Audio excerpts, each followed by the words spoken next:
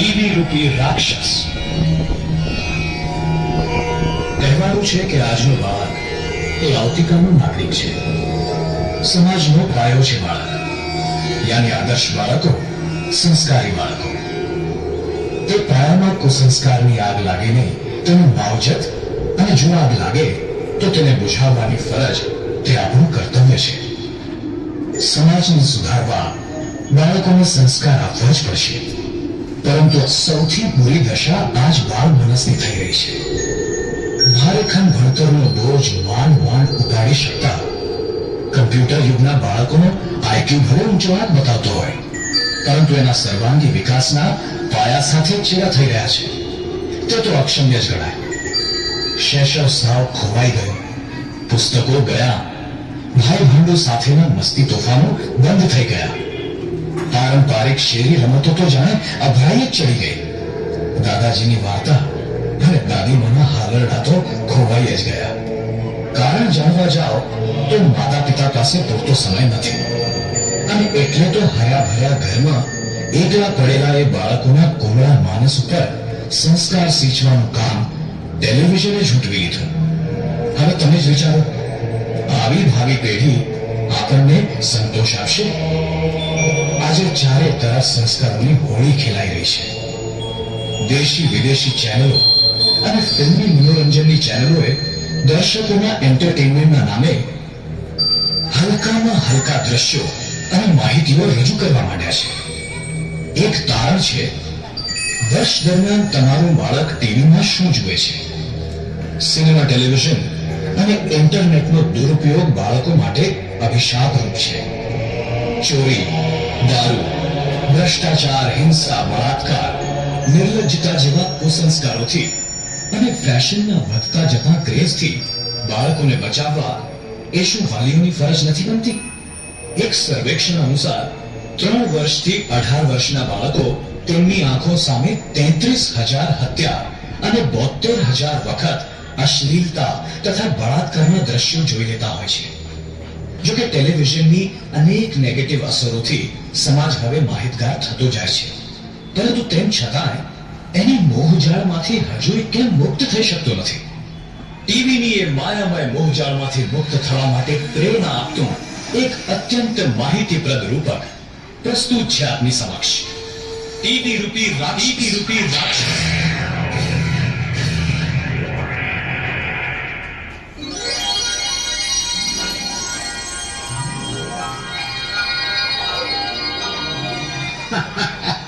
જો બેટા સત્યમ દીકરા, તારી જ ઉંમરના ભક્ત ધ્રુવ, પ્રહલાદ, નચિકેતા વગેરે નાનપણથી ખરેખર ભગવાનના ભક્ત થઈ ગયા. દુઃખ સહન કરીને પણ સંસ્કાર અને ભક્તિ જાળવી રાખ્યા. જો દીકરા, તારે પણ. દાદાજી, તમે મને વાર્તા કહો છો ને, મને બહુ ગમે છે. મને બહુ આનંદ આવે છે. દાદાજી, મને એક ગીત યાદ આવી ગયું. દાદાજી, હું ગીત ગાઉં? ગાને બેટા ગા, મજા આવશે.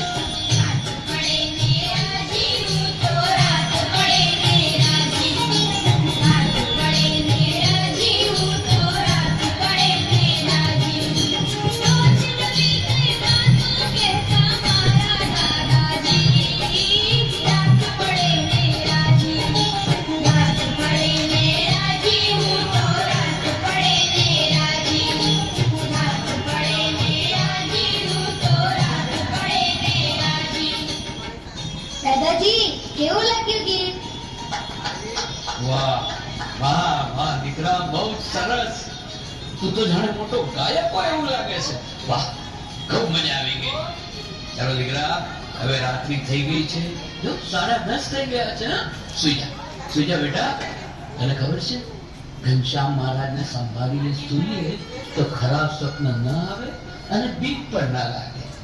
ઓકે દાદાજી, જય સ્વામિનારાયણ. ગુડ નાઇટ દાદાજી. હા બેટા, ગુડ નાઇટ. બિસ્તરો કરો ટાઈટ, ઠારી નાખો લાઈટ, અને સપના જુઓ વ્હાઈટ. વ્હાઈટ એટલે કે સારા. ઓકે બેટા, ઓકે. જો હું અંદરની રૂમમાં સૂતો છું. જય સ્વામિનારાયણ.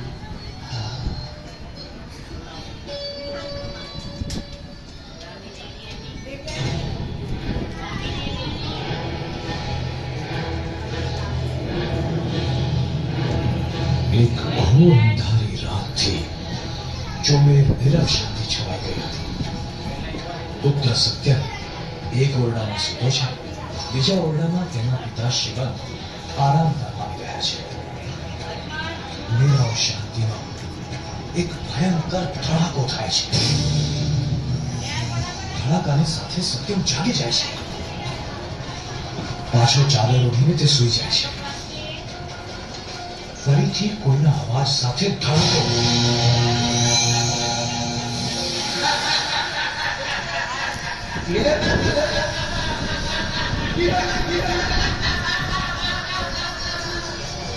સત્યમ ગાડાની નીચે સૂઈ જાય છે.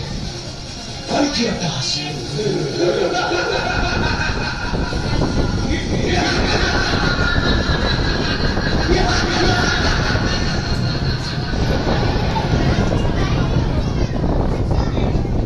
ગાડામાંથી સત્યમ બોલે છે, અરે આંધળી રાતે અહીં શું થાય છે?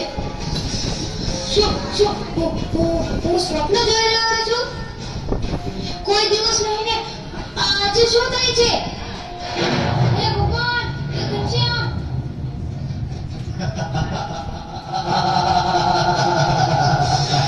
તું સ્વપ્ન નહીં, સાચે જોઈ રહ્યો છે મને. ન હોય, ન હોય, ન હોય! કોણ બોલી રહ્યું છે? મને કંઈ સમજાતું નથી. આ અવાજો, આ ધડાકા અને આ ધડાકા શું છે? પપ્પા, દાદા, મમ્મી! કોઈ બચાવો, કોઈ બચાવો! આજે તને કોઈ જ મદદ નહીં કરી શકે. હું રાક્ષસ છું, ભયંકર કાળા મોઢા વાળો રાક્ષસ છું. અત્યારે તમારે કોનું કામ છે? કોઈનું નહીં, બસ તારું જ કામ છે. મારે તને ખાઈ જવો છે. હું તારા જેવા કુમળા બાળકોને ગોતીને ખાઈ જાઉં છું. પણ મારો કોઈ વાંક ગુનો? મેં તો તમને ક્યારેય જોયા નથી. મને ન ઓળખ્યો? હું છું ટીવી રૂપી રાક્ષસ. હું તો ક્યારેય ટીવી જોતો જ નથી. મારું ઘર તો સત્સંગી છે. મારા પરિવારમાં બધા સ્વામિનારાયણના ભક્ત છે ને અમારા ઘરમાં ટીવી પણ નથી. જાગ્યા દીકરા, તું એક વખત તારા ફ્રેન્ડ સુમનના ઘરે મને જોવા આવેલો. પણ એને તો ઘણો સમય થઈ ગયો. પછી તો મેં તો તમને કે જોયા જ નથી. બસ એક વખત જોયો ને મને, ત્યારથી મને તું ગમી ગયેલો. તારા કુમળા માનસમાં રહેલા સદગુણો મને બહુ જ ભાવે છે. પણ મારા સદગુણો કેમ? સાવધાન, સત્યમ વધારે બોલ્યો છે તો મારી નજર સામે એક વખત પણ જો કોઈ કુમળું બાળક આવે તો એનામાં રહેલી સદવિદ્યા, સુસંસ્કાર, સદગુણો, પવિત્રતા, પ્રેમ, લાગણી, સ્નેહ, વાત્સલ્યતા વગેરે સમૃદ્ધિનો હું નાશ કરું છું. શૈક્ષણિક કારકિર્દીને ફોડી નાખું છું. સંસ્કારોને મારા પગની નીચે જકડીને ચૂરે ચૂરા કરી નાખું છું. તમારી બહેનોની લજ્જા ખાઈ જાઉં છું. તમારા ચરિત્રના ભોગતા કરી નાખું છું.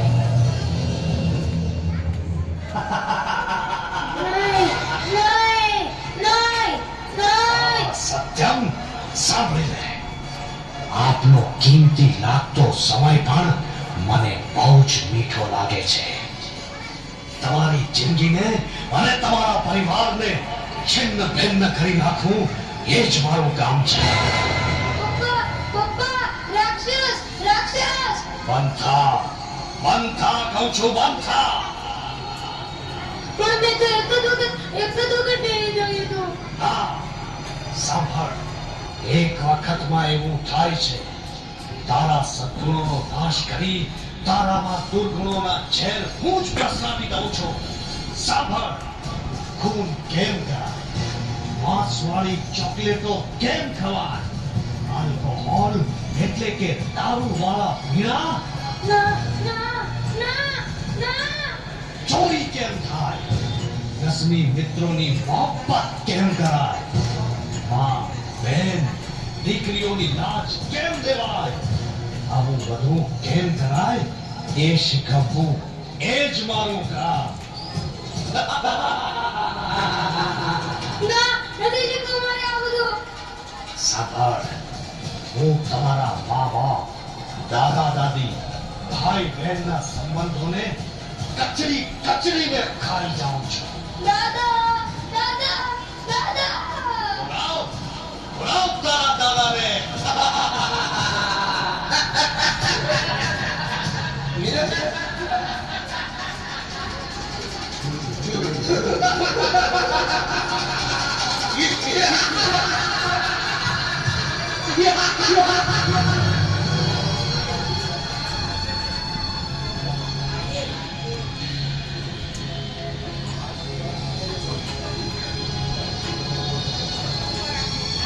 અરે શું થયું બેટા સત્યા?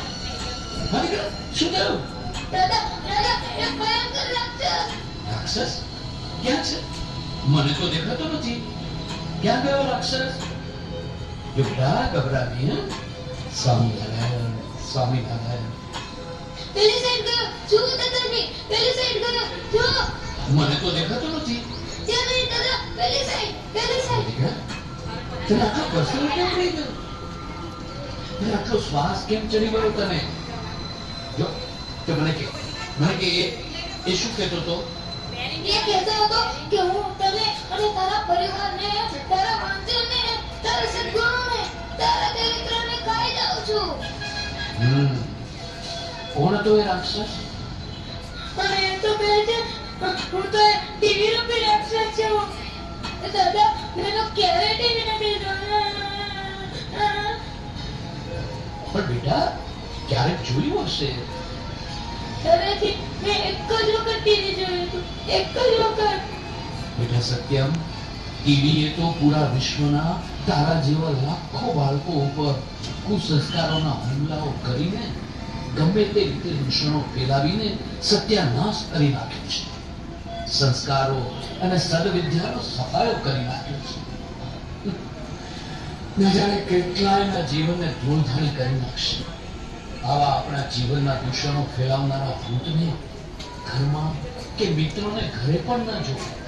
સત્ય બેટા, આવા ભયંકર ભૂતને તો તિલાંજલિ જ આપી દે. આજથી નિયમ લઈ લે બેટા કે આપણા સંસ્કારોને બરબાદ કરનારા ટીવીને આપણે ક્યારેય નહીં જોઈએ. દાદા આપની વાત સાંભળીને પછી આ અંધારી ખબર રાત્રે હું નિયમ લઉં છું કે આજથી હું ટીવી નહીં જોઉં.